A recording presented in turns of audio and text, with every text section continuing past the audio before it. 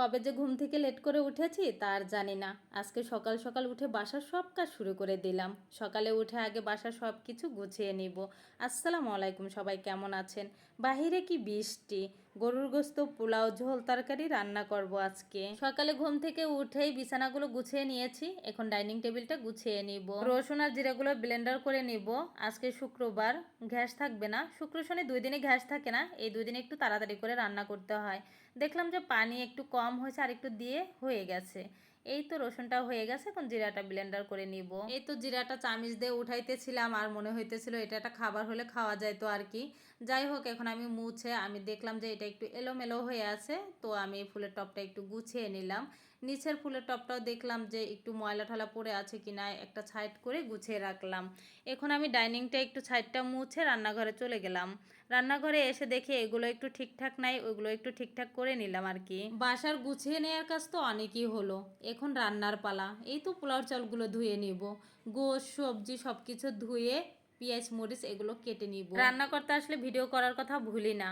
কষিয়ে যে গরুর গোশ রান্না করব এটাও ভুলি না। হাতে মাখিয়ে একদিন রান্না করব এটা আমার মনেই থাকে না। কি এক অবস্থা বলেন তো ভাইয়েরা আপুরা। আজকে আমি 2 চুলায় রান্না বসাই দিব। আমার জামাই আর ছেলে যদি নামাজ পড়ে এসে দেখে রান্না হয় নাই, যখন খেতে চাইবে তখন খেতে না দিতে পারলে আমার নিজের কাছে খুব খারাপ লাগবে। আমি এর জন্য তাড়াতাড়ি করে 2 চুলায় বসাই দিব। গ্যাসটাও কমে গেছে, কিন্তু 2টা বেজে গেছে রান্না করতে আসতে আসতে। দেখি যে গ্যাসটা একটু আসছে। এই তো পাশের চুলাটা জ্বলতে ছিল না, আমি একটু কাগজ দিয়ে জ্বালিয়ে দিলাম। বাসার মধ্যে গুছানো না থাকলে আমার ভালো লাগে না। বাসার ভিতর যদি এলোমেলো থাকে তাহলে আমি কোনো কাজে আগাইতে পারি না, আর রান্না করতে লেট হয়ে যায়, তার মধ্যে থাকি ভিডিও। আজকে আমার শখের জামাই ছেলে মেয়ে খুব শান্তশিষ্ট হয়ে গেছে। রান্না শেষে বললাম তোমরা খেয়ে নাও। এরা বলতেছে না গোসল করে আসো একসাথে খাবো। গোছের পিসগুলো ছোট করে কেটে রান্না করি, কারণ আমার কাছে মনে হয় যে মশলাগুলো ভালো করে ঢুকে। মেহমান আসলে হয়তো বা ভাবতে পারে এত ছোট করে কেটে নিছি। গোশের মধ্যে দেওয়ার জন্য একটু মশলা ভেজে নিব, আর এই মশলাটা সবসময় আমি দিয়ে থাকি। গোশের মধ্যে এই মশলা গুঁড়োটা দিলে মনে হয় আলাদা একটা ঘ্রাণ। মশলাটা ভাজা হয়ে গেছে, এটা শিলপাটায় বেটে নিব। এখন পোলাও বসাই দিব। পাশের চুলায় দেখতেছিলাম যে গোশটা লেগে যাচ্ছে কিনা, একটু তেল আর একটু পেঁয়াজ ভেজে নিব, তারপরে চাউলটা দিয়ে দিব।